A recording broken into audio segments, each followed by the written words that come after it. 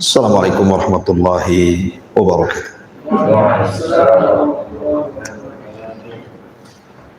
Alhamdulillah wassalatu wassalamu ala Rasulillah wa ala alihi wa sahbihi wa mawalah wa la hawla wa la quwata illa billahi wa ba'du. Kita lanjutkan kajian kita, masih membahas tafsir surah Al-Baqarah, dan kita masuk pada ayat ke-25. A'udzubillahi minasyaitonir rajim. Bismillahirrahmanirrahim. Wa basyiril ladzina amanu wa 'amilus solihati anna lahum jannatin tajri min tahtihal anhar kullama ruziku minha min thamaratir rizqan qalu hadzal ladzi ruzikna min qablu wa utu bihi mutasyabihan wa lahum fiha azwajun mutahharatu wa hum fiha khalidun. Dan berilah kabar gembira kepada orang-orang yang beriman serta beramal saleh, bahwa bagi mereka surga yang mengalir di bawahnya sungai-sungai.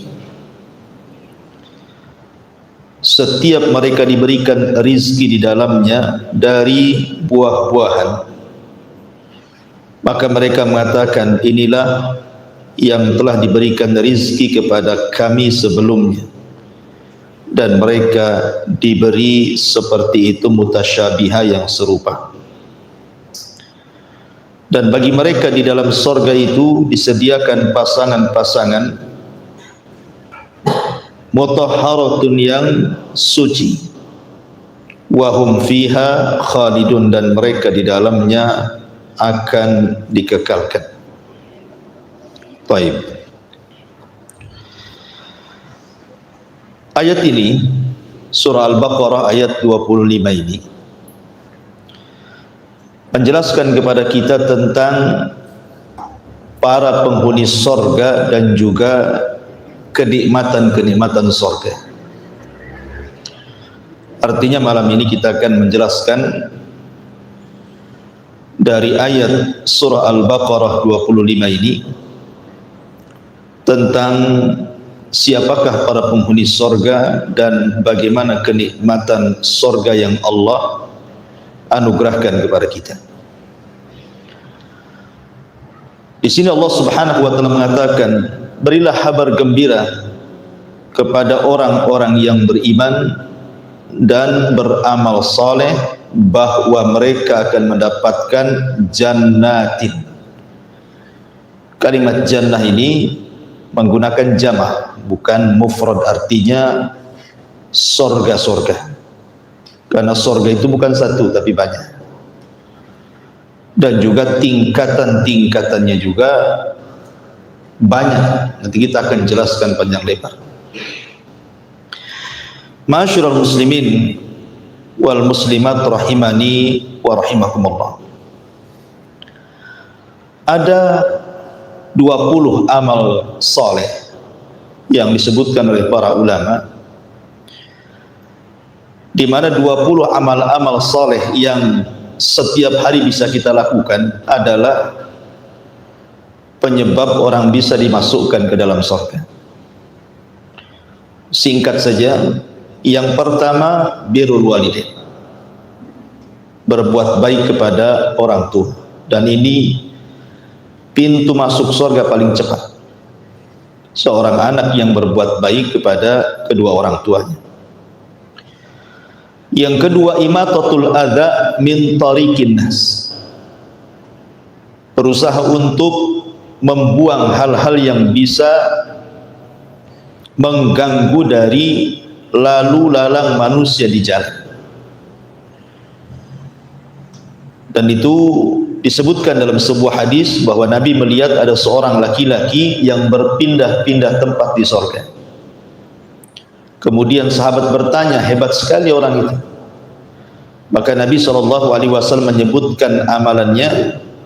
Kata Nabi SAW, fi syajaratin qata'aha min dhahri thariq, hanya karena memangkas batang pohon yang menjulur ke jalan, kanat tu'dhin nas, di mana batang pohon itu pengganggu manusia. Hanya itu amalannya. Tetapi di surga dia punya banyak tempat. Kemudian yang nomor 3, al-amanatu fil bai' wat tijarati was-sidqi fil muamalatil maliyati bainan nas. Berusaha amanah dalam jual beli, kemudian jujur dalam bermuamalah, khususnya berkaitan dengan harta, dengan manusia. Karena Rasul yang mengatakan, at-tajirus saduq al-amin ma'an nabiyyina was-siddiqina wasyuhada.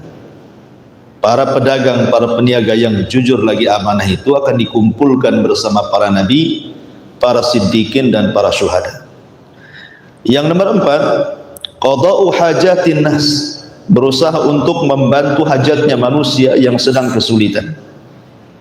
Karena Rasul yang mengatakan, man farraja an muslimin kurbatan farrajallahu anhu biha kurbatan min qurabi yaumil qiyamah. Barang siapa yang meringankan beban seorang muslim, maka Allah akan ringankan beban dia di hari ketika itu banyak beban yang Allah bebankan pada hari kiamat. Artinya orang ini dimudahkan masuk surga. Kemudian yang nomor 5, at-tarafu anil mujadalati wa kadmul ghaidi, berusaha untuk menghindari perdebatan dan sabar untuk tidak mudah marah.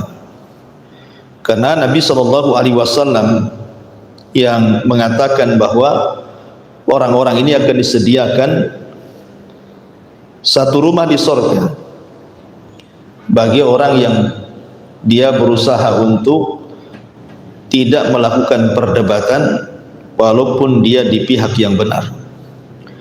Kemudian nomor 6, as-salatu ala waqtiha, berusaha untuk salat tepat waktu.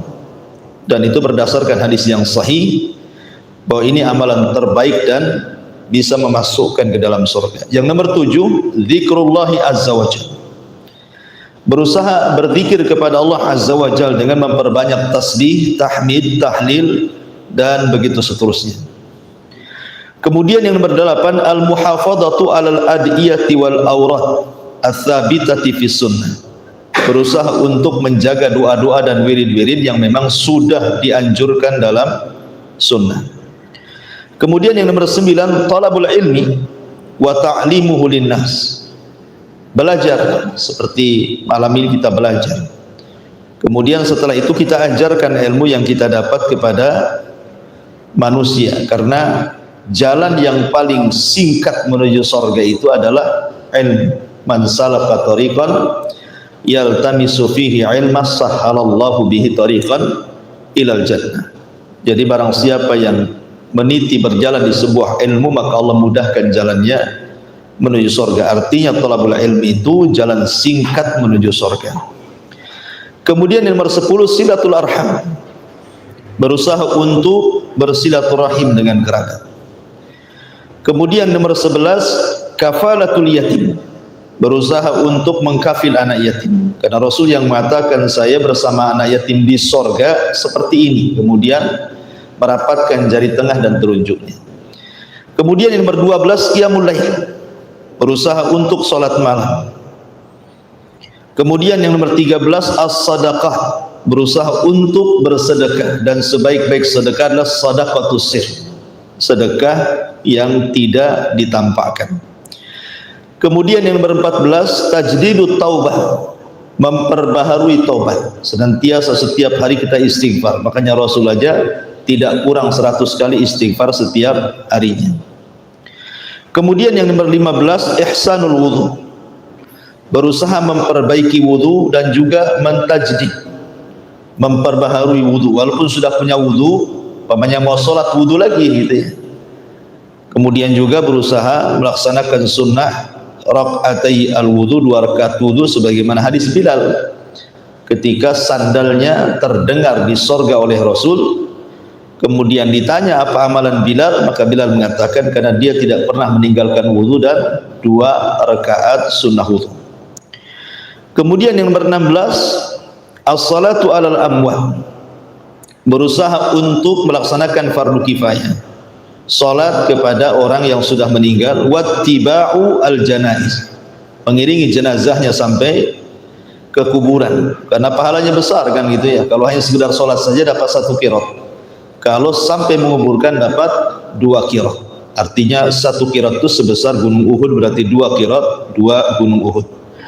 Kemudian yang ke-17, al-ihsan ilal jiran, berusaha untuk baik kepada tetangga. Karena ada hadis yang mengatakan ketika Rasul ditanya tentang wanita yang rajin sholat malam, rajin puasa sunnah, rajin sedekah, rajin berbuat baik, tapi lisannya tidak baik sama tetangganya. Kata Rasul, dia termasuk wanita penduduk neraka. Kemudian ditanya lagi, ada seorang wanita sholatnya hanya yang wajib saja, puasa hanya yang Ramadan saja, dia pun tidak bersedekah, tapi lisannya dijaga kepada tetangganya. Kata Rasul, dia termasuk penghuni surga. Kemudian juga yang nomor 18, iltizamus sidqi bil qauli wal amal, istiqomah untuk senantiasa jujur dalam ucapan dan juga disesuaikan dengan amalannya. Karena kejujuran itu, kata Rasul, mengarahkan kepada albir, kebaikan, dan albir itu mengarahkan ke dalam surga. Kemudian yang 19, asyam min mukaffaratidz dzunub, berusaha mengilzamkan untuk atau istiqomah untuk melaksanakan puasa sunnah, karena itu termasuk penghapus dosa-dosa, dan pahala puasa itu tanpa batas, beda dengan pahala yang lain. Kemudian yang terakhir nomor 20, at-tasamu wal afu, mudah untuk memaafkan bila ada orang yang kemudian menzalimi dia. Berdasarkan hadis ketika ada anak muda yang dikatakan oleh Rasul, sebentar lagi akan keluar anak muda dari pintu ini dan dia termasuk penduduk surga. Kemudian anak muda ini diikuti oleh sahabat, pura-pura bertamu 3 hari, tidak ada amalan yang spesial dari anak muda ini. Tapi sebelum pulang, sahabat ini bertanya, apa sih amalannya? Kemudian anak muda ini, boleh jadi karena setiap malam aku maafkan setiap orang yang berbuat zalim kepada. Ya. Kemudian juga tambahan saja, termasuk ada asbab-asbab ibadah kauliyah ucapan, seperti memperbanyak mengucapkan la ilaha illallah, kemudian memperbanyak ucapan tasbih, tahlil dan tahlil, kemudian memperbanyak doa, kemudian berusaha untuk menjaga membaca Al-Quran. Taib, itu diantara amal-amal soleh yang menyebabkan orang bisa masuk surga yang sifatnya yaumiyah, setiapnya sehari-hari kita bisa lakukan gitu. Karena di sini Allah mengatakan wa basyiril ladzina amanu wa amilus shalihat, dan kasih kabar gembira kepada orang-orang yang beriman dan beramal soleh. Ya, amal soleh seperti yang sudah saya tadi rincikan, ada 20 amal soleh penyebab orang bisa masuk dalam surga. Kemudian Allah mengatakan anna lahum jannatin, bagi mereka itu ada surga-surga. Kita masuk pada kenikmatan surga.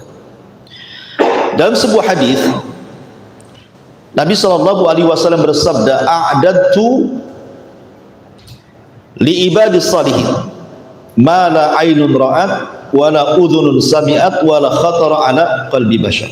Kata Nabi, aku telah mempersiapkan, jadi Allah telah mempersiapkan apa itu kenikmatan-kenikmatan bagi hamba-hamba yang saleh, yang tidak bisa dilihat mata, tidak didengar telinga, bahkan terlintas pun tidak bisa, saking nikmatnya. Makanya Allah menyebutkan dalam surah As-Sajdah ayat 17 ketika bicara tentang bidadari, Allah mengatakan fala ta'lamu nafsun ma ufiya lahum min qurrati a'yun jazaa'an bima kanu ya'malun. Maka tidak ada jiwa yang mengetahui bidadari-bidadari yang nyaman dipandang oleh mata yang Allah sembunyikan di dalam surga. Tidak ada yang tahu seperti apa, kecuali orang yang sudah masuk surga kan. Secantik-cantiknya orang di dunia, ya tidak seberapa dibandingkan bidadari surga. Kemudian juga disebutkan dalam surah Al-Insan ayat 20. Allah mengatakan wa idza ra'aita thamma ra'aita na'iman wa mulkan kabira. Dan apabila kamu melihat di sana, maksudnya di surga, niscaya kamu akan melihat berbagai macam kenikmatan dan kerajaan-kerajaan besar. Jadi surga itu Allah sediakan kenikmatan-kenikmatan dan kerajaan-kerajaan besar.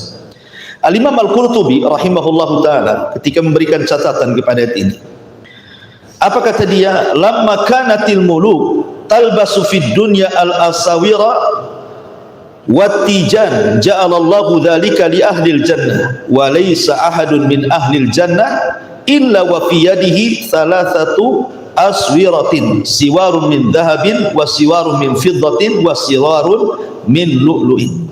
Kata Imam Qurtubi ketika menyebutkan pendapat ahli tafsir, tatkala para raja ketika di dunia memakai gelang-gelang dan mahkota-mahkota, maka Allah akan menjadikan hal itu bagi para penghuni sorga. Tidak seorang pun dari penghuni sorga kecuali di tangannya ada 3 gelang.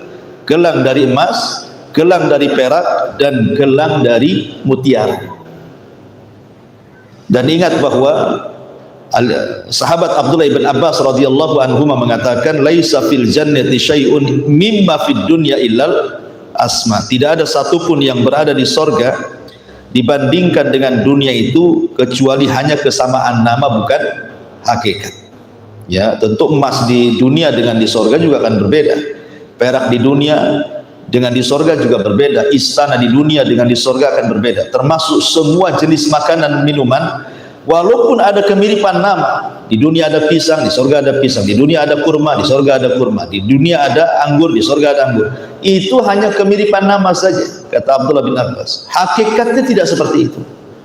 Karena hakikatnya tadi mala ainun ra'at wala udhunun sami'at wala khatara ala qalbi bashar. Hakikatnya tidak bisa dibayangkan.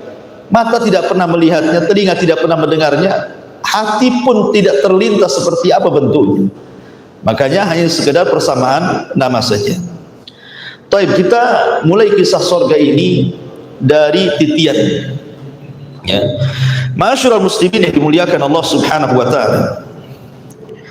Manusia ketika sudah proses hisabnya dan selesai hisab, tentu dibentangkan kepada mereka satu jembatan, dan di bawah jembatan itu neraka jahanam.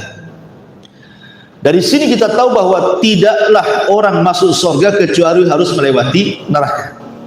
Tidak ada satupun orang yang masuk surga kecuali harus lewat neraka. Karena tidak ada manusia yang masuk surga kecuali harus melintasi titian. Sementara titian itu dibentangkan di bawahnya jahanam. Dan Allah Subhanahu wa taala berfirman di dalam Al-Qur'an, wa in kuntum illa wariduha. Dan kalian pasti akan melewatinya. Semua kalian pasti akan melewatinya. La ma'asyiral muslimin yang dimuliakan Allah Subhanahu wa taala, orang-orang yang melewati surga itu, maka Allah Subhanahu wa taala bentuk mereka dengan kelompok-kelompok, ataupun dalam bahasa Quran itu wasiqa ladina amanu ilal jannati zumara. Dan orang-orang yang akan menghuni surga itu, mereka akan digiring berkelompok-kelompok.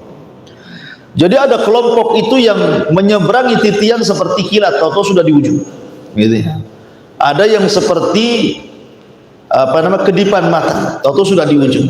Ada kelompok itu seperti kuda balak, gitu ya, atau sudah di ujung. Ada kelompok itu yang lari kencang, atau sudah di ujung. Dan yang terakhir adalah yang yahubbu habwa, merangkak-rangkak gitu ya. Kadang hampir jatuh, kemudian berdiri lagi, dan begitu seterusnya. Itu yang akhir melintasi titian. Lah kemudian ma'asyiral muslimin yang dimuliakan Allah Subhanahu wa taala, setelah kemudian mereka berada di sebuah tempat yang namanya kontor. Kontor itu artinya ujung daripada titian siratal mustaqim. Berarti sudah dekat ke pintu surga. Lah terjadi kisos di sini kan? Terjadi kisos antara orang-orang yang pernah mendolimi dengan orang yang didolimi. Kalau seandainya kemudian masih tersisa pahalanya, berarti ada kesempatan masuk surga. Tetapi kalau seandainya tidak ada lagi yang tersisa pahalanya, bahkan menanggung dosa orang yang didzalimnya, berarti dia harus dimundurkan kembali dan diadab neraka jahanam sampai habis dosanya, baru kemudian dimasukkan kan itu. Lah ketika kemudian manusia berada di pintu sorga, maka Allah Subhanahu wa ta'ala lewat lisan Rasul itu, maka manusia akan bersaf-saf situ menjadi mi'atu wa isyruk. Jadi ada sekitar 120 saf. Ya, di pintu-pintu sorga itu dibuat 120 saf ke belakang, kayak orang sholat begitu, ada saf-saf. Ya tentu saf yang paling depan adalah ulul azmi minar rusul. Mereka adalah para ulul azmi. Nuh gitu ya, Ibrahim, Musa, Isa, Musa dan Rasul kita tentunya. Kemudian di bawahnya minan nabiyyin, para nabi. Kemudian siddiqin, orang-orang yang jujur. Kemudian syuhada. Kemudian orang-orang saleh. Ya, dan tentu yang paling depan adalah umat Rasul. Karena yang paling pertama masuk surga juga nabi, kemudian disusul dengan umatnya.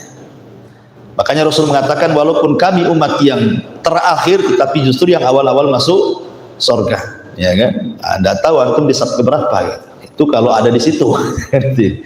Ya mudah-mudahan kita berharap ada di situ. Ma'asyiral muslimin yang dimuliakan Allah Azza wa Jalla, ketika itu mereka kan tidak bisa masuk surga. Kenapa? Karena pintu-pintunya kan tertutup. Akhirnya kemudian Nabi SAW yang maju ke depan, kemudian mengutuk pintu surga. Kemudian malaikat Ridwan penjaga surga mengatakan, man, siapakah? Kata Nabi SAW, ana Muhammad, saya adalah Muhammad. Tawadhu, tidak menyebutkan title, tidak menyebutkan saya Rasul, saya Nabi, saya ulul azmi, tidak. Artinya Rasul mengajarkan kerendah dirian. Dan itu perlu dicontoh gitu ya, karena di zaman sekarang ini kalau punya titel, kadang-kadang namanya gak disebut, titelnya disebutkan itu. Kenalkan saya RT, kenalkan saya RW, gitu kan. Kadang-kadang ya, sombongnya dulu. Artinya bahwa Nabi SAW ditanya, Muhammad, oh kata Ridwan, aku diperintah Allah tidak boleh membuka pintu sorga kecuali engkau yang minta. Maka semua pintu sorga dibuka yang 8 itu. Manusia sedang bersaf-saf berjubel-jubel di pintu sorga, tidak bisa masuk. Karena hanya Nabi yang bisa membuka pintu sorga gitu. Nah disinilah kemudian setiap pintu sorga itu, ingat pintu sorga itu luas, disebutkan dalam hadis gitu ya. Ya, jaraknya itu. Jadi penyeru-penyeru itu sudah berada di pintu-pintu sorga. Malaikat-malaikat itu sudah ada di pintu-pintu sorga. Kemudian mereka akan memanggil sesuai dengan apa yang di dunia dia biasakan dalam ibadah. Artinya kalau dia biasa sholat, maka akan dipanggil dari pintu sholat. Itu ya. Dan itu akan disebutkan satu persatu namanya. Ya, fulan ahli salat, masuk dari pintu salat. Fulan ahli sedekah, maka akan dipanggil dari pintu sedekah. Fulan ahli puasa, maka akan dipanggil dari pintu Rayyan. Jadi manusia akan digolongkan zumara, dikelompok-kelompokkan sesuai dengan keahlian. Makanya ketika Imam Malik rahimahullahu ta'ala menjawab kritikan dari Abdullah ibn Abdul Aziz al-Umari, kan pernah saya ceritakan, ketika disoroti ibadahnya Imam Malik yang kurang, maksudnya ibadah sunnahnya, karena sibuk mengajarkan hadis gitu ya, dikritik sama Abdullah ibn Abdul Aziz al-Umari agar Imam Malik lebih menggiatkan lagi kepada sholat-sholat sunnah, puasa-puasa sunnah, pokoknya diimbangkan antara ilmu dan amal sunnah itu. Tapi jawaban Imam Malik menohok gitu ya, dia ngirim surat kepada Abdul Aziz ibn al-Umari, karena Abdullah ibn Abdul Aziz al-Umari ini bukan seorang alim, maksudnya bukan sekelas Imam Malik, bukan seorang ahli hadis besar, tidak. Dia hanya ahli ibadah. Memang ibadahnya luar biasa, ibadah wajibnya, ibadah sunnahnya itu terkenal, seorang abid dia. Jadi Imam Malik rahimahullah ta'ala mengatakan, innallaha qad qasama al-arzaq, qad qasama al-a'mal kama qasama al-arzaq, katanya. Kata Imam Malik, wahai Abdullah ibn Abdul Aziz al-Umari, bahwa Allah sudah membagi-bagi amal manusia itu sebagaimana Allah sudah membagi rizki kepada manusia. Manusia saja rezekinya beda-beda kan itu. Ada yang jadi dokter, ada yang jadi pilot, ada yang jadi tukang, ada yang jadi gojek, ada yang jadi menteri, ada yang jadi RT, macam orang rezeki itu kan. Di dunia saja rezeki bermacam-macam. Lah amal soleh juga sama. Terkadang ada orang yang dilebihkan dari puasanya. Makanya Imam Malik meneruskan farubba saimin, farubba rajulin yuftah lahu saum walam yuftah lahu sadaqah, kata beliau. Boleh jadi orang itu dibukakan pintu puasa tapi pintu sedekah dia enggak dibuka. Kalau puasa rajin, suruh sedekah agak malas gitu maksudnya. Kalau suruh sholat malam luar biasa, suruh puasa pulang udah lapar. Jadi orang itu nggak sama semuanya, kata Imam Malik, karena orang itu diberikan karunia masing-masing. Ya, makanya kenapa pintu sorga pun dibuat demikian. Karena ada orang yang kemudian dilebihkan dari sholatnya, ada orang yang dilebihkan dari sedekahnya, ada yang dilebihkan dari tobatnya, ada orang yang dilebihkan dari jihadnya, dan begitu seterusnya. Makanya pintu sorga dibentuk masing-masing kelebihan dari ibadah di dunia. Makanya nanti masing-masing dipanggil. Tetapi adakah kemudian orang yang dipanggil dari semua pintu? Ada. Siapa? Abu Bakar. Abu Bakar Siddiq radhiyallahu anhu akan dipanggil dari semua pintu. Apakah hanya Abu Bakar? Tidak. Ada beberapa orang seperti wanita yang melaksanakan 4 kewajiban. Kata Nabi SAW, idza shallatil mar'atu khamsaha wa shamat syahraha wa hafizat farjaha wa ata'at ba'laha qila laha udkhulil jannah min ayyi abwabis samaniyah syi'ti, gitu. Kata Nabi SAW, apabila seorang wanita menjalankan salat, menjaga salat wajibnya, menjaga puasa Ramadannya, menjaga kemaluan dan kehormatannya, kemudian taat kepada suaminya, maka dia akan dipanggil dari 8 pintu sorga sesuai dengan wanita itu kehendaki. Jadi ada beberapa amalan yang bisa orang itu dipanggil dari semua pintu sorga. Ma'asyiral muslimin yang dimuliakan Allah Subhanahu wa ta'ala, sebelum saya lanjut kepada kenikmatan di dalam sorga, sorga itu digambarkan di dalam Al-Quranul Karim dengan beberapa nama.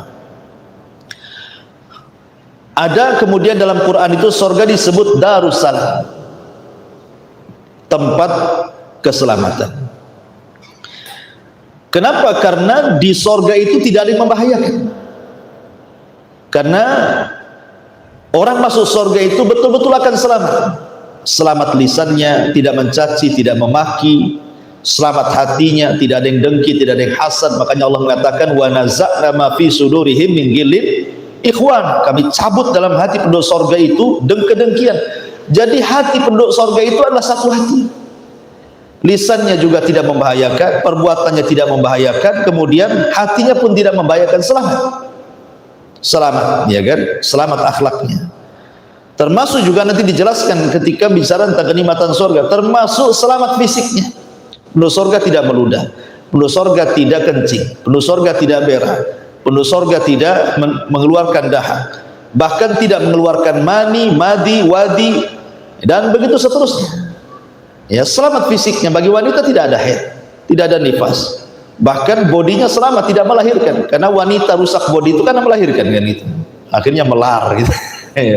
Dulu istri antum pertama nikah langsing kayak bidadari, punya anak 3, oh udah melar kan, gak jelas gitu. Ya karena melahirkan itu yang kemudian merubah fisik, ya kan. Di surga nggak melahirkan. Ya, jadi kalau pengen anak ya nanti tinggal diciptakan oleh Allah Azza wa Jalla. Nanti dijelaskan itu. Ya, intinya bahwa surga itu Darussalam, tempat selamat. Orang masuk surga selamat. Makanya salam pertama malaikat ketika kita masuk surga, apa kata malaikat? Salamun alaikum bima sabartum fa ni'ma uqba dar. Keselamatan bagi kalian, karena engkau sudah sabar di dunia, sekarang balasannya. Dan ini sorga sebaik-baik tempat untuk kalian, kata para malaikat yang menjemput orang-orang yang masuk ke dalam sorga. Kemudian yang kedua ada namanya Jannatu Adn. Sorga itu ada juga disebut sorga Adn. Sehingga ada yang kemudian penulis ya yang berusaha untuk mencari tahu tentang sorga yang pernah ditempati oleh Nabi Adam. Sebenarnya sorga yang pernah ditempati Nabi Adam itu ada di langit atau ada di bumi? Ada yang berpendapat bahwa sorga yang ditempati Nabi Adam itu adanya di Yaman, di Aden sana. Tetapi pendapat yang kuat tidak. Sorga yang ditempati Nabi Adam yang di langit sana. Itu pula sorga yang akan ditempati oleh seluruh anak turunannya. Dan itu yang kuat berdasarkan nas Al-Quran dan juga sunnah-sunnah Nabi SAW. Adapun berdasarkan nas Al-Quran, karena Allah mengatakan di dalam Al-Quran itu Adam suruh turun. Adam suruh turunkan, ihbitu minha jami'a, turun kalian semuanya, kata Allah. Yang namanya turun dari atas ke bawah lah kan gitu. Kalau surga Aden itu maksudnya di Aden Yaman, ya, saya pernah ke Aden, tidak ada bekas-bekas surganya, minimal ada bekas-bekasnya kan itu. Jadi intinya bahwa surga Aden di sini bukan surga Aden yang ada di negeri Yaman, Aden yang ada di langit sana. Kemudian juga Al-Quran mengistilahkan Darun Naim. Naim diambil dari fa'il, artinya kenikmatan yang bertambah. Naim itu artinya kenikmatan yang banyak dan bertambah. Karena di surga itu kenikmatannya bertambah.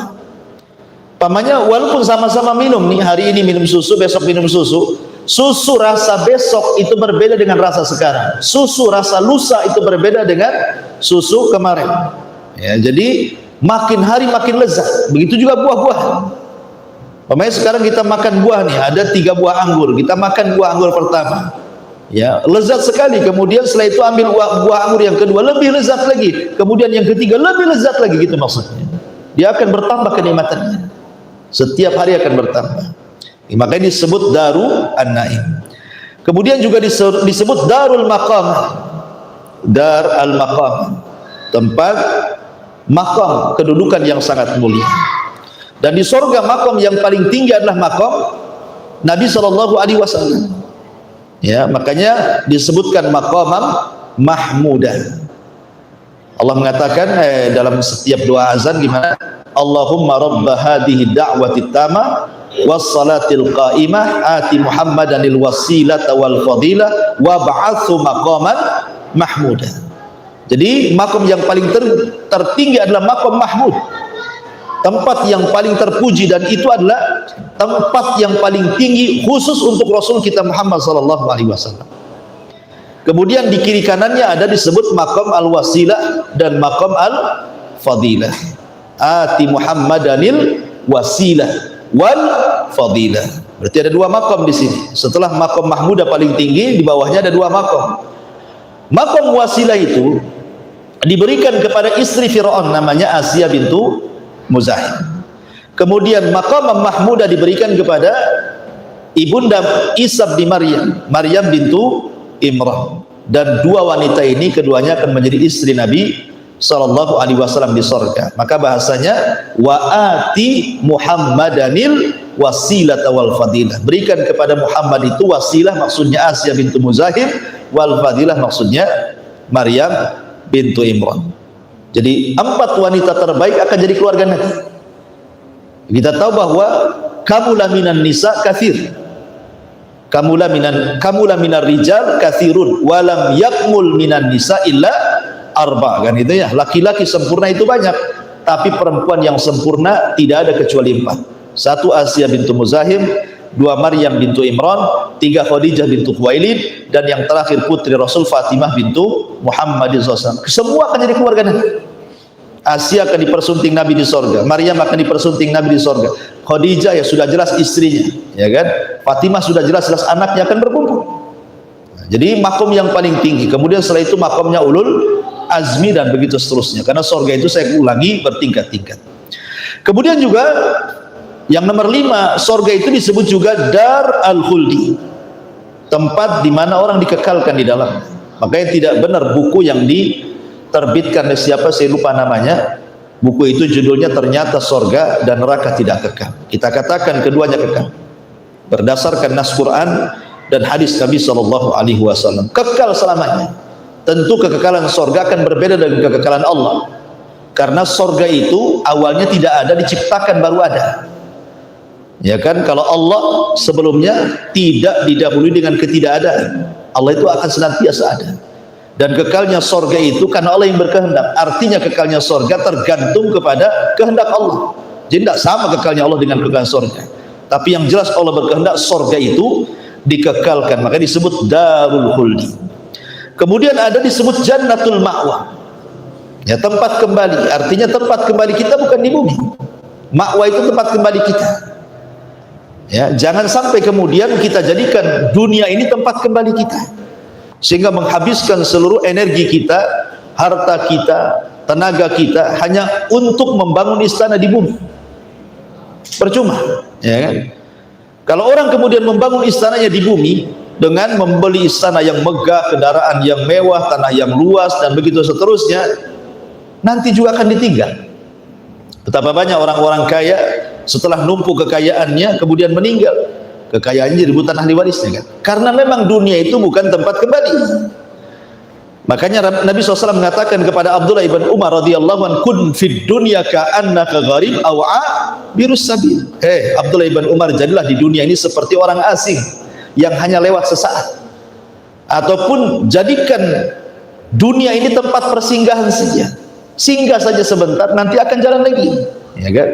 Karena memang tempat kita bukan di dunia tetapi di sorga. Makanya ada istilah sabda Nabi yang mengatakan man ahabba liqa Allah ahabballahu liqa'ah, wa man kariha liqa Allah karihallahu liqa'ah. Barang siapa yang cinta berjumpa dengan Allah, Allah cinta berjumpa dengan dia. Siapa yang benci berjumpa dengan Allah, Allah pun benci berjumpa dengan dia. Apa maksudnya? Maksudnya kalau dia ketika di dunia dia investasikan seluruh nafasnya untuk akhirat, ya, hartanya dia bangun untuk istana di sorga, kemudian kehidupannya hanya untuk sorga saja. Ketika dia sedang mendekati sakaratul maut, dia akan cinta dengan kematian dan akan cinta dengan Allah. Karena apa? Dia ingin segera menempati sorga yang selama ini dibangunnya di dunia, sehingga dia cinta berjumpa dengan Allah dan Allah pun cinta berjumpa dengan dia. Tapi kalau seluruh kekayaannya, seluruh waktunya dia investasikan di dunia, ketika hendak meninggal berat dia, sehingga dia benci berjumpa dengan Allah karena tahu akhirnya neraka. Makanya Allah benci juga berjumpa dengan dia. Makanya di sini di antara nama surga adalah jannatul ma'wa. Kemudian yang bertujuh juga darul hayawan, artinya tempat kehidupan. Yang sesungguhnya kehidupan itu di surga. Kalau di dunia ini bukan sesungguhnya kehidupan, tapi darul ibtila, tempat kita diuji di dunia ini. Makanya sering saya katakan, orang di dunia ini satu tidak akan selamat dari istirahat, pasti sibuk, ya. Yang kedua tidak akan selamat dari ucapan manusia, pasti disakiti. Yang ketiga tidak selamat dari kematian, pasti mati. Dan karena memang bukan kehidupan, ya, akan banyak masalah di dunia ini. Karena ini bukan cari kehidupan yang sebenarnya adalah darul hayawan. Maksudnya tempat kehidupan yang hakiki, yang penuh dengan kebahagiaan yang sempurna itu hanya ada di surga. Kemudian juga surga disebut Al-Firdaus, dan Firdaus itu surga yang paling tinggi. Sebagaimana sabda Nabi SAW, "Idza sa'altumullaha fas'alu al-firdaus al-a'la." Apabila minta surga jangan tanggung-tanggung, kata Rasul. Minta surga yang paling tinggi, maksudnya surga Firdaus. Kenapa? Karena surga Firdaus itu a'lal jannah, yang paling tinggi surganya, wa fawqahu arsyur rahman, di mana atapnya langsung arsy Allah Subhanahu wa taala. Kemudian juga disebut maq'adus sidqin, gitu ya, tempat duduk, tempat tinggal yang betul-betul, ya, tempat tinggal. Bukan hanya sekedar di dunia saja. Kadang-kadang kita sudah buat rumah yang bagus, masih ada saja kurangnya, ya, ada saja celahnya, pengen dirombak lagi, pengen ini lagi, pengen itu, banyak keinginan, ya. Taib, ini nama-nama surga. Masuk kepada sifat-sifat surga. Ma'asyiral muslimin yang dimuliakan Allah Azza wa Jalla, surga itu memiliki tingkatan yang luar biasa. Sebagian para ulama mengatakan bahwa tingkatan di surga itu sebanyak huruf dalam Al-Quran. Sebagian lagi mengatakan bahwa tingkatan di surga itu sebanyak ayat dalam Al-Quran, 6.500 kurang lebih ayat dalam Al-Quran, ya. Ada yang mengatakan sebanyak huruf dalam Quran berarti banyak, gitu ya. Ada yang mengatakan sebanyak ayat dalam Al-Quran. Dan ini berdalil dengan sabda Nabi SAW ketika Allah berfirman kepada penduduk surga, Iqra, bacalah Quran, menunjukkan bahwa Quran itu bukan dibaca di dunia saja, sampai ke surga disuruh baca. Iqra, baca Quran. Wartaq, naik, pilih tingkatanmu di surga, suruh naik kita, ya. Karena penduduk surga itu bisa terbang. Ya, kalau di dunia kan Superman aja bisa terbang, itu kan settingan kan itu. Kalau di surga itu memang bisa terbang orang. Makanya disuruh tak nyari ke atas. Kan tingkatan kan surga itu darajat, makin tinggi makin indah. Kalau neraka makin bawah makin jahat gitu ya. Jadi suruh naik, suruh terbang ke atas. Ya, sebagian lama mengatakan dikasih rop-rop. Rop-rop itu kasih sayap di belakang, terbang ke atas. Ya kan? Kemudian disuruh mencari tingkatannya di surga. Kemudian kata Nabi SAW, warattil, tetapi tartilkan bacaanmu, jangan tergesa-gesa. Warattil kama kunta turattil fid dunya. Kemudian Rasul mengatakan, fa inna manzilataka inda akhiri ayatin taqrauha.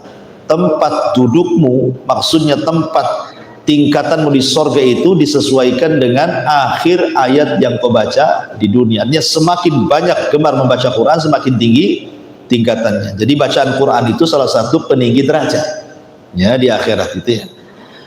Ma'asyiral muslimin yang dimuliakan Allah Azza wa Jalla. Dari sini kata Syekhul Islam Ibn Taimiyah rahimahullah taala mengambil istinbat dari hadis ini bahwa tingkatan surga itu sebanyak ayat di dalam Al-Qur'an. Ya, ada juga yang mengatakan sebanyak huruf di dalam Al-Qur'an. Lah dari tingkatan-tingkatan surga itu Allah kecualikan ada mi'atu darajatin. Jadi ada 100 derajat tingkatan yang itu dikhususkan untuk para mujahidin. Karena memang para mujahidin itu memang terkenal perjuangannya di dunia kan. Sudah menghabiskan waktunya, biayanya, bahkan nyawanya, sehingga derajatnya dikhususkan. Ada khusus ya kan, 100 derajat itu khusus bagi para mujahidin. Taib. Adapun kemudian surga sendiri memang tidak dijelaskan berapa tingginya kan. Al-Quran hanya menyebutkan lebarnya saja. Ya, wasari'u ila magfirati min rabbikum wa jannatin arduhas samawat wal ardh, kan itu ya. Bersegeralah kalian mencari ampunan Allah karena surga itu seluas langit dan bumi. Al-Quran hanya menjelaskan luasnya saja. Ya, seluas langit dan bumi. Anda bisa bayangkan berapa luas langit dan bumi itu. Itulah satu surga. Tapi Allah tidak menyebutkan berapa tingginya. Tapi yang jelas bahwa dengan besarnya surga itu menunjukkan Allah Subhanahu wa taala sudah siapkan kita saja di dunia ini ikhwatufidin untuk mencari kapling untuk rumah kita saja. Kadang-kadang nggak kecapean kan, saking mahalnya. Akhirnya cari ruli pula ya kan, cari kapling gratisan, jadi dutan-dutan. Coba satu kapling saja kita harus beli. Di ruli aja ada harganya gitu ya. Harus tetap juga beli kan gitu. Kamen serobot juga. Artinya di dunia saja harus satu petak tanah saja sudah sulit. Tapi di surga itu bukan satu petak tanah, seluas langit dan bumi, dikasihkan free, langsung kasih sertifikat. Ya, enggak usah bayar WTO karena Allah Subhanahu wa taala sudah berikan kepada penduduk surga. Bayangkan. Tetapi kita diberikan tanah yang luas, terkadang juga orang tidak tergoda kan. Terkadang orang kalau datang kotak infak di depan itu masih juga 2.000 yang masuk, seolah-olah satu petak di surga itu masih 2.000 harga. Kan itu ya. Di dunia saja tidak ada itu harga satu petak rumah 2.000, itu tetap juga 20 juta gitu ya, 40 juta. Ini dia mau beli tanah di surga 2.000, 3.000 ya. Kadang lebih parah lagi yang ada bunyi kenceleng. Ditengok di sini 1.000, rupanya 100 perak. Jadi kadang-kadang ada orang meremehkan seperti itu. Taib, kembali bahwa Allah hanya menyebutkan luasnya, tapi tidak menyebutkan tingginya. Ayat ini ketika keluar, ketika turun gitu kan, ada seorang sahabat, lupa namanya siapa itu. Pokoknya dalam perang Uhud, perang Badar. Jadi sahabat ini membawa kurma di tangannya. Kemudian dia mendengar ayat ini turun, bahwa surga itu seluas langit dan bumi. Maka kemudian dia mengatakan, ya Rasul, betul surga itu seluas langit dan bumi? Kata Rasul, ya. Kemudian dia maju melempar kurma-kurmanya. Dia mengatakan, kalau kurma ini masih di tanganku, maka tentu ini kehidupan yang melelahkan. Akhirnya kurmanya dilempar, dia pun perang, mati syahid. Ya kan? Begitulah para sahabat, kalau urusan surga itu tidak bisa ditawar-tawar. Seperti kasusnya siapa? Ayahanda Jabir bin Abdullah. Jadi Jabir bin Abdullah ini punya ayahanda namanya Abdullah ibn Haram. Abdullah ibn Haram ini cacat, pincang. Ya, sudah tua, nggak layak untuk jihad. Cuman masalahnya dia akan cemburu dengan teman-temannya yang ketika perang Badar terlibat dan Allah menangkan. Kemudian terjadi perang Uhud, dia ingin terlibat. Masa di Badar saya nggak ikut, di Uhud nggak ikut juga gitu. Jadi dia mengatakan kepada Nabi SAW, izinkan aku. Tapi kemudian Jabir mengatakan, ya Rasulullah, janganlah kau izinkan ayahku. Dia pincang, dia sudah tua, nggak layak perang. Anak putrinya pun banyak, siapa yang bisa merawat mereka? Kedengaran bapaknya marah, emosi. Ngomong sama Jabir, ya Jabir laulal jannah la afartuka iya. Kayak Jabir, enak saja kau ngomong, ya, mau menghentikan perang. Ya, kalau bukan karena kedudukan sorga, ku siap digantikan posisi. Tapi ini sorga, nggak mau saya gantikan posisi. Akhirnya dia orang yang pertama mati syahid dalam Uhud, Abdullah bin Haram. Dan dia satu-satunya sahabat yang diajak bicara Allah saat kematian. Jadi ketika dia mati syahid, Allah memanggil ruhnya. Kemudian mengatakan, tamanna ya abdi, berangan-anganlah wahai hambaku, kau sudah mati untukku, kata Allah.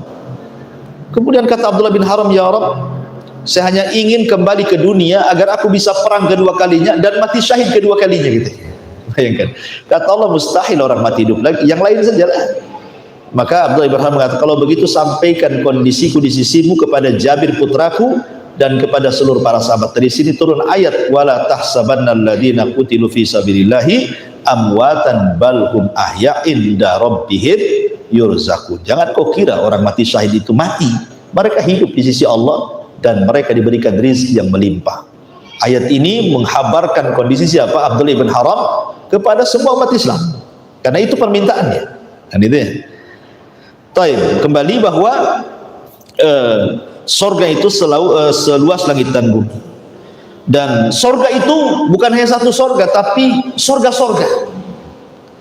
Ketika seorang sahabat namanya Harith Al-Harith, dia terlibat dalam perang Badar.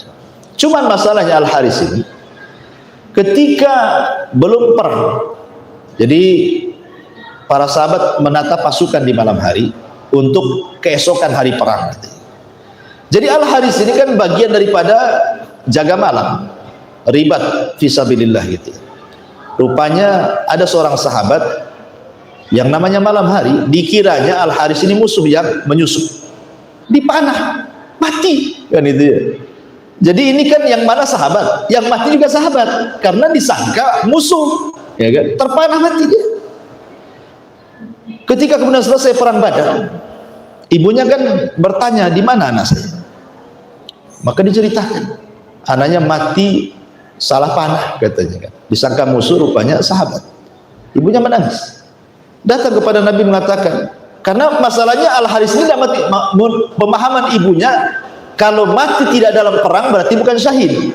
Apalagi yang membunuh bukan orang kafir kan, yang membunuh sama-sama muslim kan, cuman salah sasaran aja. Makanya ibunya sedih. Dia datang kepada Nabi SAW, di mana Al-Harith ya Rasulullah? Apakah dia di sorga atau di neraka? Maka kemudian Rasul mengatakan, ya Ummah Harith, saya Ummu Harith, ingat sorga itu bukan satu tingkatan, dan anakmu di sorga yang paling tinggi, gitu. Dari sini menunjukkan bahwa sorga itu bertingkat-tingkat. Jadi saya sudah jelaskan ya. Taib. Dan sorga itu di mana letaknya? Ya di atas langit. Sorga itu tempatnya di atas langit. Lebih tepat lagi, dimulai dari Sidratil Muntaha. Ya, Sidratil Muntaha di atasnya sorga, dan diakhiri di Arsy Allah. Jadi mulainya dari Sidratil Muntaha, akhirnya atapnya langsung Arsy Allah. Itulah sorga. Karena Allah yang mengatakan fi Sidratil Muntaha indaha jannatul ma'wa. Di Sidratil Muntaha di sisinya ada sorga. Ya, sorga di atas Sidratil Muntaha. Baru setelah itu akhirnya di Arsy Allah. Sebagaimana hadis yang tadi saya baca ketika menjelaskan sorga Firdaus, apa kata Rasul? Wasaqfuha arsyu Rahman. Sementara atapnya sorga Firdaus, sorga yang paling tinggi itu adalah Arsy Allah. Jadi kita tahu bahwa posisi sorga itu dimulai dari Sidratil Muntaha dan diakhiri dengan Arsy, gitu ya.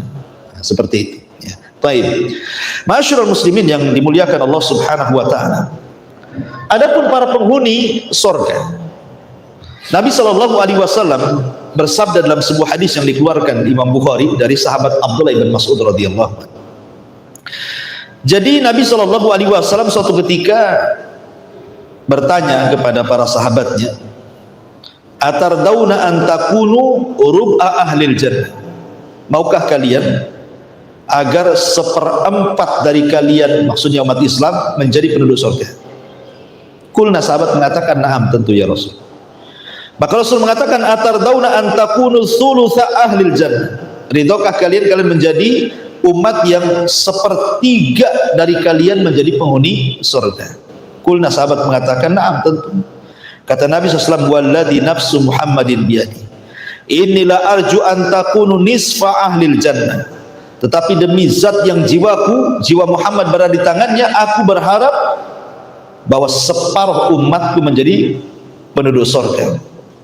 Wa dzalika li annal jannata la yadkhuluha illa nafsun muslimatun, karena surga tidak dimasukkan kecuali jiwa yang muslim, yang pasrah kepada Allah. Wa ma antum fi ahli syirki, dan kalian bukan termasuk ahli syirik. Dalam riwayat bahwa penghuni surga dari kalangan umat Rasul itu bukan separuh, tapi 2/3, sulusai, 2/3 umat Rasul. Berarti 1/3-nya bukan, tidak termasuk, kan? Artinya kan dari sini menunjukkan bahwa penghuni surga kebanyakan umat Islam, karena 2/3-nya masuk surga. Ya, luar biasa ya. Dan yang pertama masuk Nabi SAW, kemudian disusul oleh umatnya. Taib. Ketika orang pertama masuk surga, apa yang dimakan dan apa yang diminum? Ya. Disebutkan dalam sebuah hadis, ada seseorang Yahudi bertanya kepada Nabi SAW tentang makanan yang pertama kali dimakan penduduk surga. Maka Nabi SAW menjawab, ziyadatu kabidin nun, atau ziyadatu kabidil hud. Maka Nabi SAW mengatakan yang pertama kali dimakan penduduk surga adalah ziyadah kabidin nun, hatinya ikan paus. Yang pertama kali dimakan oleh penduduk surga. Kemudian ditanya lagi, fama ghada'uhu ala ithriha, setelah memakan hatinya ikan paus, kemudian makanan selanjutnya apa yang dimakan? Maka Nabi SAW kemudian menjawab, akan disembelihkan yunharu lahum surul jannah, akan disembelihkan untuk mereka sapi-sapi sorga, alladhi ya'kulu min atrafiha, yang mereka makan dari ujung-ujungnya saja, yang lezat-lezatnya saja. Itu makanan kedua. Pertama makanan hati ikan paus, ya kan? Ada sih yang berusaha untuk mencari hikmahnya. Ya walaupun sebenarnya kita tidak perlu mencari hikmah, karena apa yang disabdakan Rasul selama hadis sahih kan samina wa ta'ah. Nah, kita cukup mendengar saja dan taat, ya kan? Nggak perlu membantah. Kenapa mesti hati ikan paus? Kenapa nggak pecel lele saja umpamanya, kan? Ya, memang begitu sabdanya. Tapi ada yang kemudian mencari hikmah. Ya, kenapa? Karena hati ikan paus itu memiliki faedah untuk menghilangkan keletihan yang selama ini penduduk surga itu sudah letih di padang mahsyar dengan perjalanan yang melelahkan, adanya hisab, mizan, macam-macam. Ya, belum lagi ketitian, belum lagi berjubel di pintu surga, lelah mereka. Maka sebagai jamunya untuk menghilangkan kelelahan itu memakan hati ikan paus. Ya, ada yang mencari hikmah seperti itu, tapi kan bagi kita diketahui hikmah atau tidak selama hadis ini saya sami'na saja. Dan itu ya. Kemudian yang kedua, setelah makan hati ikan paus baru diberikan kepada mereka surul jannah, daging sapi surga. Nah, jangan antum samakan ya sapi dunia dengan sapi surga. Ya. Kemudian ditanya lagi, fama syarabuhum alaihi, setelah mereka makan kabidil hud, makan dulu gitu ya, kemudian daging sapi baru minum ya. Dan dalam kesehatan kan gitu juga kan, habis makan kan jangan minum kan, setengah jam baru minum, nah, kan itu dalam kesehatan itu. Karena di sini juga begitu kan, makan dulu baru kemudian minum kan. Nah, jadi minumnya itu ada jeda. Fama syarabuhum alaihi, lalu apa minuman mereka? Maka Rasul mengatakan, min ainin tusamma salsabilah. Kata Nabi SAW, maka minuman yang pertama kali diminum penduduk surga adalah diambil dari mata air salsabilah. Jadi minumannya namanya salsabila. Ada yang mengatakan air jahe, ya wedang jahe bahasa kitanya ya kan. Tapi kan wedang jahe di sini kan beda dengan wedang jahe di sana kan gitu ya. Jadi ambil dari mata air salsabila. Gitu. Kata orang Yahudi ini sodaqta kau benar wahai Muhammad. Ya. Dan Allah mengatakan ukulu hadaim wa dhilluha tilka uqbal ladina taqau wa uqbal kafirina nar. Dan buahnya tak henti-henti dengan naungannya, demikian pula itulah tempat kesudahan bagi orang-orang yang bertakwa. Taib, ya. Di sorga itu, saya ulangi dari awal, adalah tempat yang penuh dengan keselamatan. Selamat fisiknya, selamat lisannya, selamat hatinya. Dari Jabir bin Abdullah radhiyallahu anhu, Nabi SAW bersabda, "Inna ahlal jannati ya'kuluna fiha wa yashrabun, wala yatfulun, wala yabulun, wala yataghawwatun, wala yamtakhitun." Qalu fama balu ta'ami? Qala jusa'un wa raskhun karushil miski, yulahhamuna at-tasbiha wat tahmida kama tulhamuna nafsa. Sesungguhnya penduduk sorga itu mereka makan aja, minum saja, namun mereka tidak meludah, mereka tidak kencing, mereka tidak buang hajat, mereka tidak mengeluarkan dahak. Ada orang bertanya, berarti nggak ada toilet di sorga Ustaz? Ya nggak ada, ngapain itu ada toilet?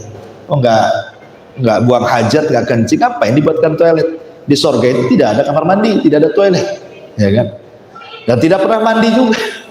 Emang badan mereka bersih. Ya, selamat dari bau badan, tidak ada daki gitu ya. Oh nggak ada yang keluar lah, cairan-cairan yang dibenci oleh penduduk dunia itu tidak ada di surga. Kemudian para sahabat bertanya, lalu bagaimana nasib makanan di perut mereka kalau mereka tidak buang hajat ya Rasulullah?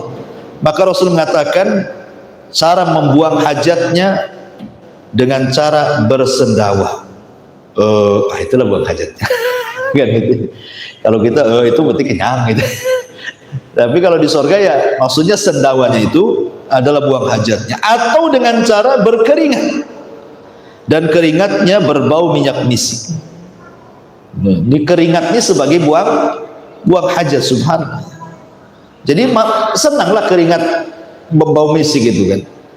Kalau kita aja buang hajat di dunia, makanya ada sepiteng itu karena jijik manusia melihatnya dan tidak mau menciumnya kan gitu. Ini keluar keringat bau misik lagi. Mereka diilhami selalu bertasbih dan bertahmid sebagaimana kalian selalu bernafas, karena seluruh makhluk di sorga itu, benda apapun, pohon apapun, mereka akan bicara. Jadi bisa bicara semuanya. Sendok bisa bicara, gelas bisa bicara, piring bisa bicara, semua bisa bicara. Ya. Dan mereka senantiasa bertasbih dan bertahmid. Semua yang di sorga itu, semua. Dan kalau ngirim pesan itu, pamannya antum ingin berjumpa dengan Nabi SAW, kan mustahil. Surga antum di bawah, Nabi berada di makom di atas surga Firdaus, gimana? Tapi pengen ketemu, ya. Maka tinggal ngomong saja, nanti akan tersampaikan kepada Nabi SAW dan Rasul yang turun menemui kita. Tidak mustahil kita berjumpa dengan Nabi SAW, dan Rasul pun ingin berjumpa dengan kita. Rasul rindu ingin berjumpa dengan kita. Kata Nabi SAW saat 5 hari menjelang wafatnya kan dia ziarah ke kuburan Uhud. Kemudian pulang menangis. Sahabat heran kenapa menangis. Kemudian Rasul mengatakan, "Ishfaqtu li ikhwan." Aku rindu ingin berjumpa teman-teman. Sahabat mengatakan, "Awalasna ikhwanuka." Rasul, bukankah kami teman-temanmu? Kata Rasul, bukan. Kalian sahabat-sahabat. Adapun ikhwani alladzina lam yarawni wa yu'minu bi, kaum yang tidak pernah melihatku tapi beriman dengan. Itulah teman-teman. Artinya Rasul juga rindu ingin berjumpa dengan kita. Nah, maka kita pun akan berjumpa dengan Rasul kalau kita masuk ke dalam surga. Kemudian sifat makanan dan minuman di surga itu adalah semau kita. Ya. Makanya Allah Subhanahu wa taala mengatakan dalam surah Al-Waqiah ayat 20-21, wa faqihatin mimma yatakhayyarun wa lahmi tairin mimma yashtahun, dan buah-buahan dari apa yang mereka pilih sesuka mereka. Kalau di dunia pengen durian yang nunggu musim durian. Nah, sekarang lagi musim durian. Itu udah makan durian belum? Ya. Pengen manggis nunggu musim manggis, pengen dukun ada musimnya di dunia saja. Tapi kalau di surga kan nggak ada musimnya, dan kita tinggal milih. Dan yang lebih mengherankan lagi di sini, walahmi tairin mimma yashtahun, dan daging-daging burung dari apa yang mereka inginkan. Ada yang mentafsirkan lahmi tairin, diartikan bahwa semua binatang yang ada di surga itu semua terbang.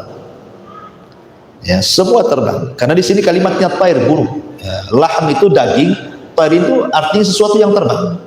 Jadi tidak ada binatang yang melata seperti binatang bumi yang bergerak di bumi itu tadi.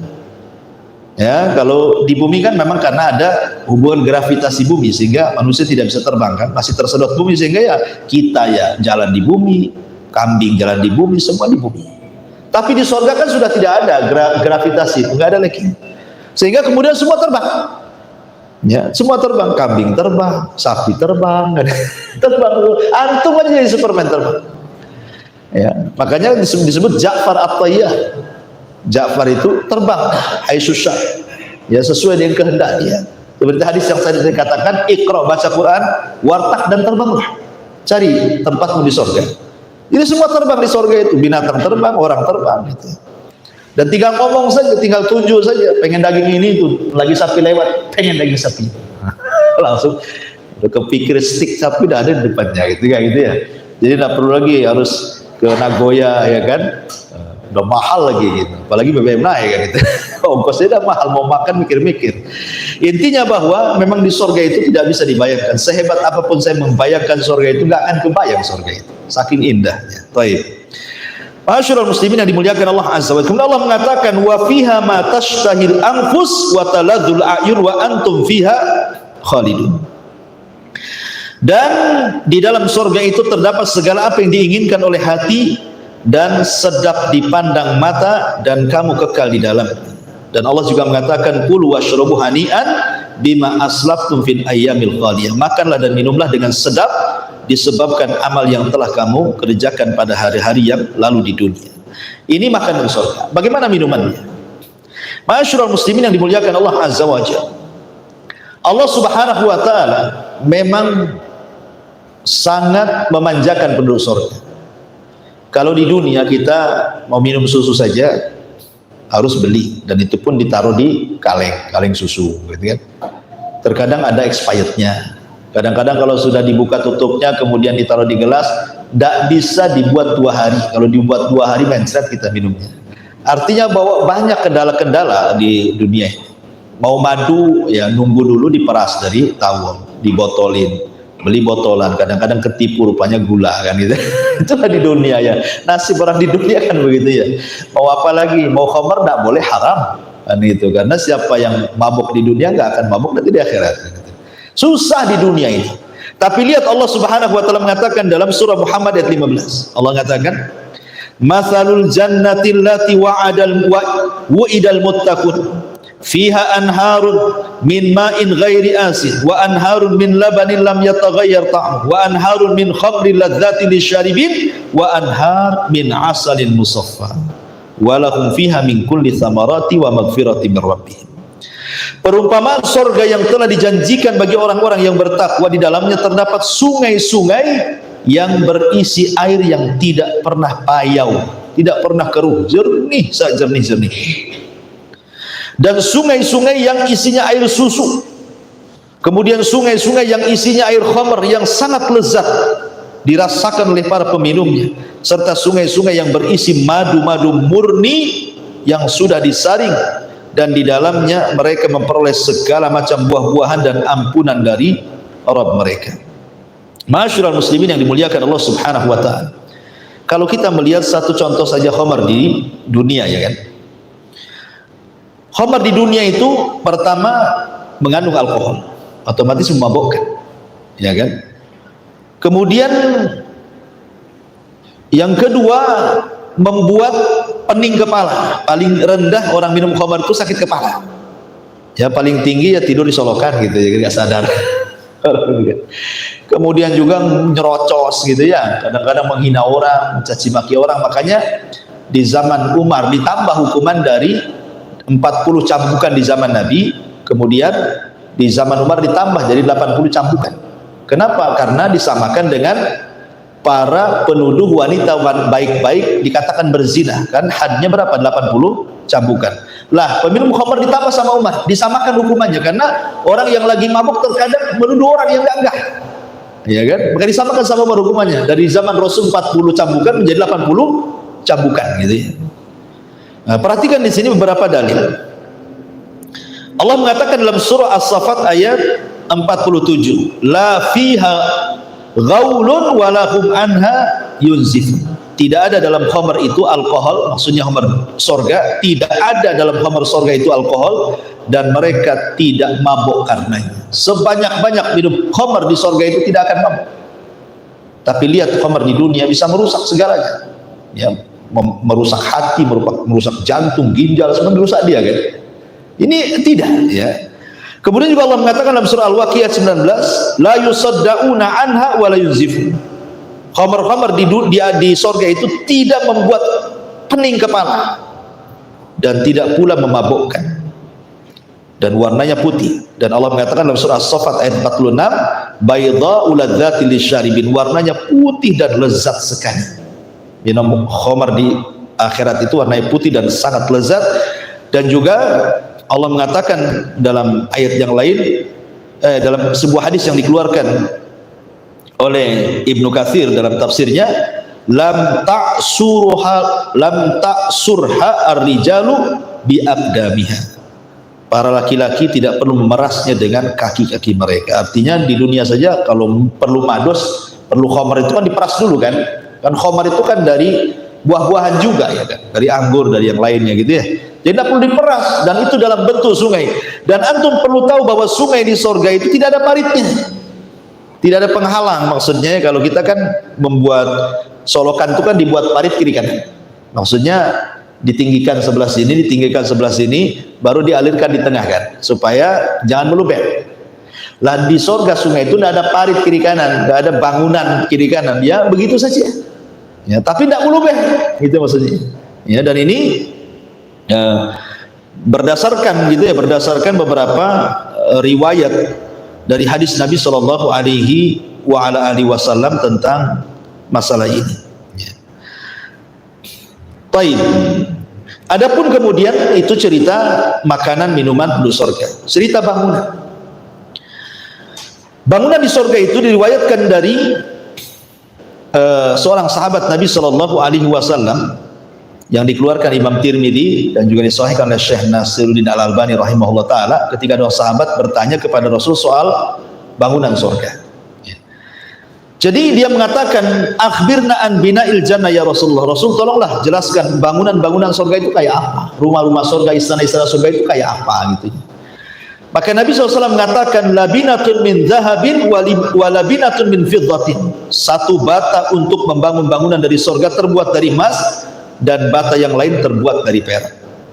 Wa mila tuha al-mis, kemudian lantainya berupa minyak kasturi yang semerbak. Wa turbatuha za'faran, tanahnya berupa za'faran. Wa khusbanuha lu'lu wal yakut, kerikilnya berupa mutiara-mutiara dan permata. Kerikilnya dari mutiara, permata lagi, kerikilnya. Di dunia saja ada mutiara dan permata, mahalnya luar biasa. Dan kita bangun rumah itu bukan satu dua pasir, satu truk kan gitu. Kalau satu truk mutiara dengan permata dah kaya itu. Tapi itulah pasirnya. Untuk bangunan-bangunan di surga itulah pasirnya seperti itu.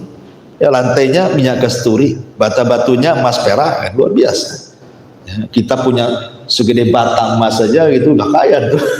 Satu bata saja kan emas gitu ya. Mas batangan segede bata saya udah kaya.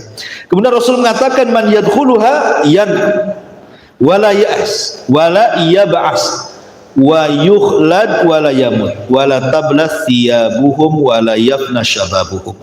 Siapa yang masuk ke dalam surga, maka ia selalu berada dalam keadaan senang dan tidak pernah susah. Makanya muka-muka penduduk surga itu wujuhu yauma idzin naimah. Ya. Wajah-wajah penduduk surga itu naimah. Naimah itu ya seperti kita di dunia ini baru selesai bayar utang, tiba-tiba kemudian dapat hadiah uang miliaran, kan senang tuh hidupnya. Ya, dia pusing punya hutang 10 ribu, tahu-tahu ada yang ngasih uang 1 miliar. Nah, kalau bayar 10 ribu kan sisanya masih banyak tuh. Oh, senang dia kan. Nampaklah orang senang itu di dunia itu.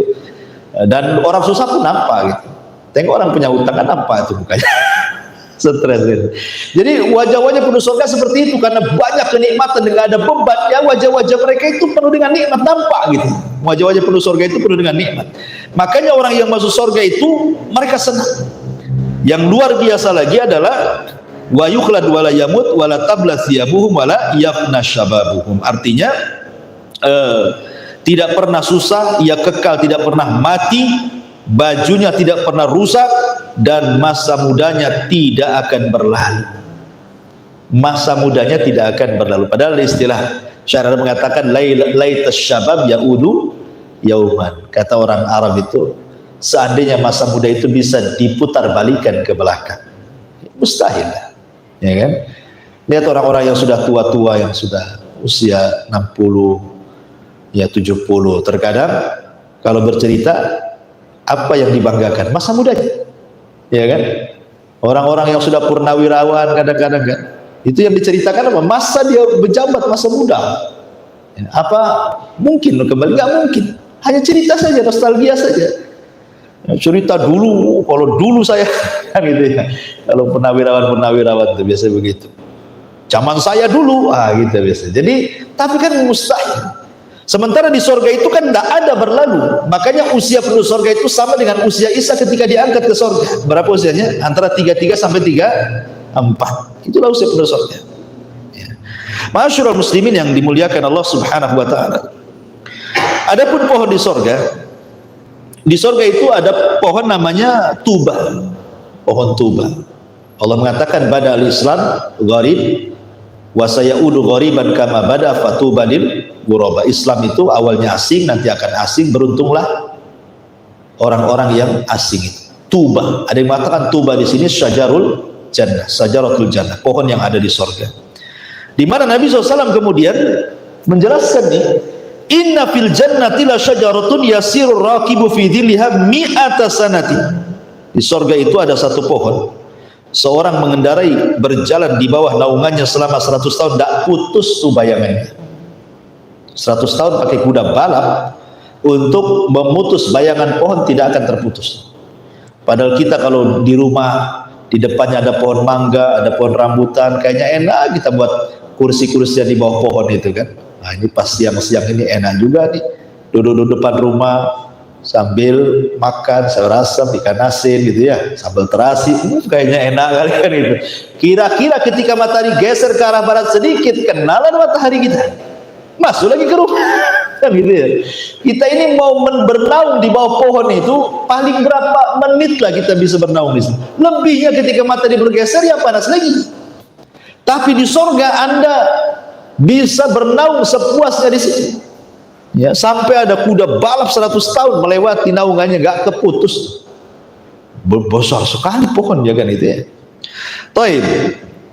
Adapun fisik penghuni surga, Abu Hurairah radhiyallahu an bersabda, Nabi SAW bersabda dari Abi Hurairah radhiyallahu an dalam Bukhari Muslim, Rasul mengatakan, khalaqallahu Adam ala surati, tuluhu sittuna dira'ah, fa kullu man yadkhulul jannah ala surati Adam. Allah menciptakan Adam dalam rupa seperti dia yang sangat indah, panjangnya 60 dhira' hasta, semua orang yang masuk surga akan seperti bentuk fisik Adam. Kalau di dunia kan macam-macam tuh orang itu, ada yang tinggi ideal gitu ya, ada yang pendek, ada yang lebih pendek lagi cebol gitu ya kan ya. Terkadang menjadi hinaan orang. Fisik orang tuh kadang-kadang menjadi hinaan orang kan di dunia ini.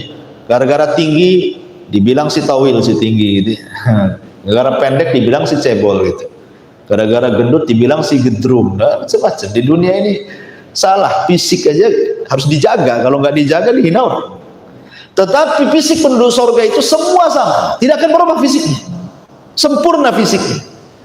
Karena ingat bahwa Nabi SAW mengatakan, yuhsyaru ma baina sakti ila syaikhil fani yaumal qiyamah fi khalqi Adam wa qalbi Ayyub wa husni Yusuf murdan mukahhalid. Ya. Bagaimana Rasul menggambarkan nih bentuk penduduk surga.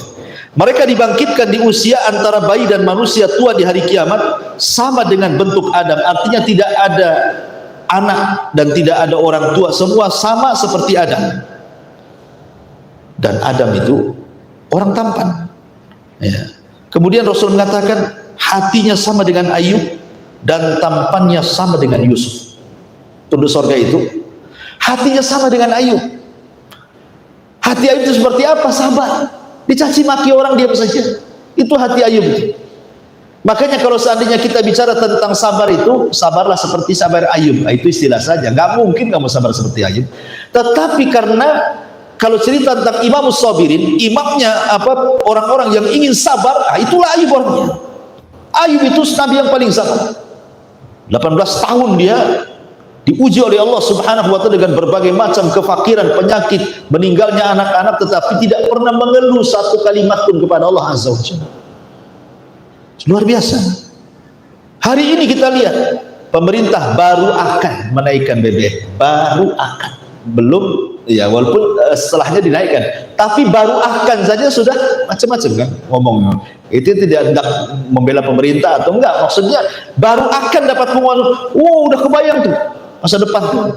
Wah, ini kalau BBM naik nih, ini pasti naik, itu pasti naik. Sudah ngeluh duluan kan itu. Padahal belum kejadian, setelah kejadian makin ngeluh lagi. Ya, karena tidak sabar tadi.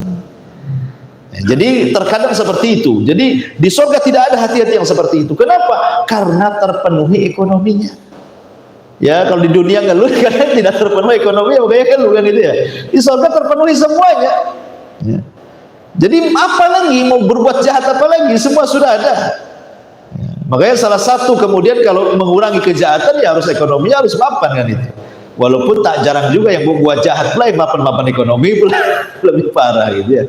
Intinya bahwa di sini bahwa hati mereka sama dengan Ayub dan ketampanan mereka seperti Yusuf. Bayangkan kita cerita Nabi Yusuf ketika emak-emak yang ada di Mesir itu meledek Zulaiha, Zulaiha katanya, masa tergoda dengan budaknya, malu-maluin saja katanya. Kata Zulaiha, dia tak tahu budakku seperti apa katanya.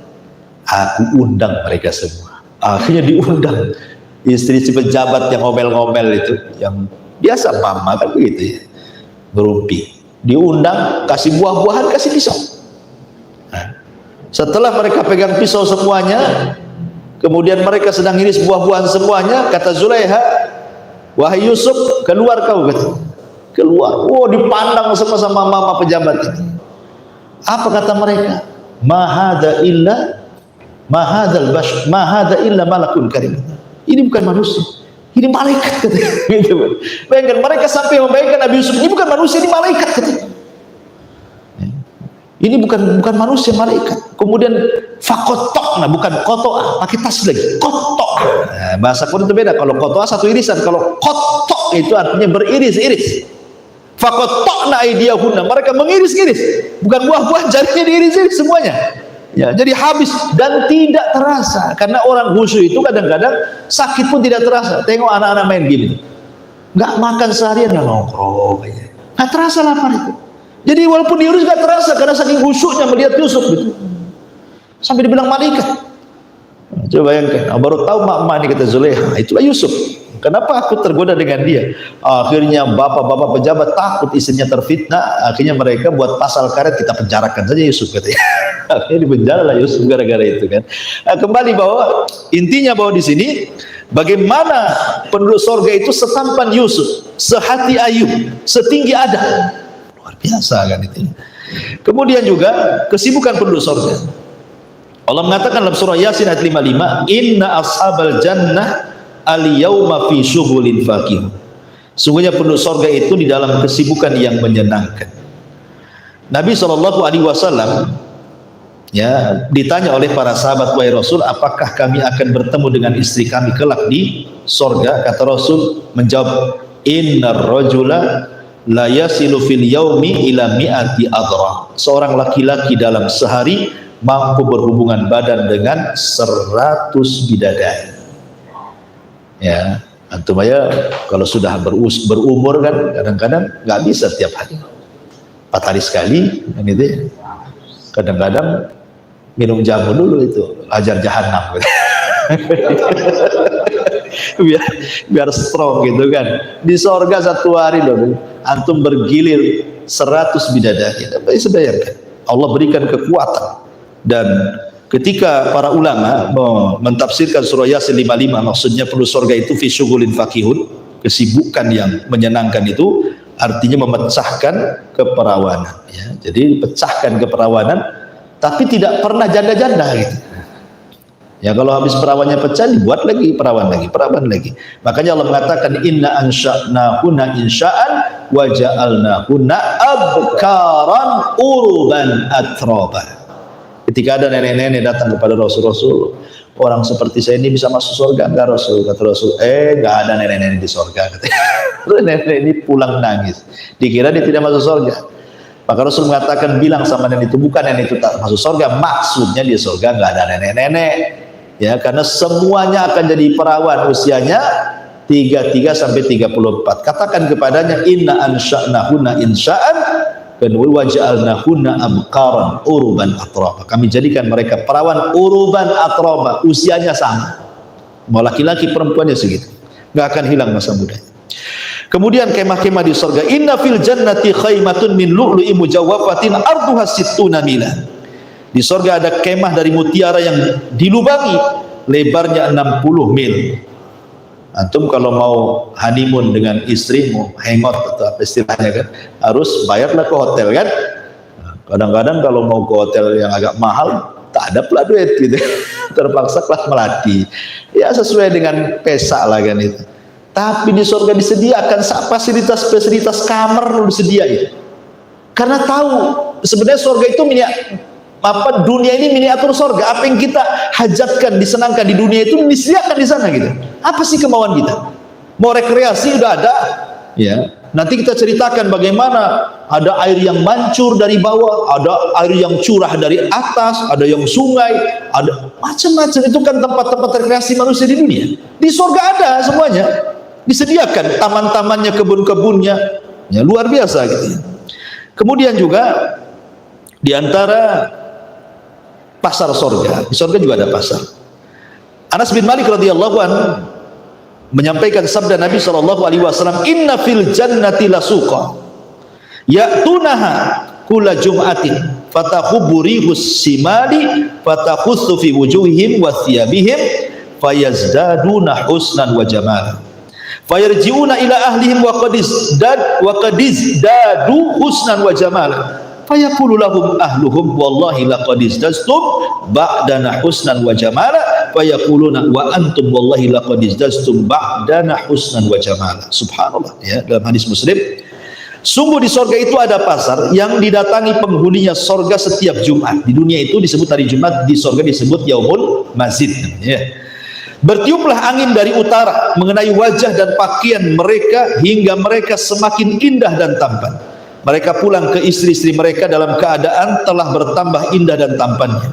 Keluarga mereka berkata, demi Allah, wahai suamiku, engkau semakin bertambah indah dan tampan. Para suami pun mengatakan kepada istri-istrinya, kalian pun semakin bertambah indah dan cantik. Artinya setiap Jumat atau disebut dengan Yaumul Majid di surga itu, ya, ada setiap Jumat itu untuk memperbaiki fisik manusia.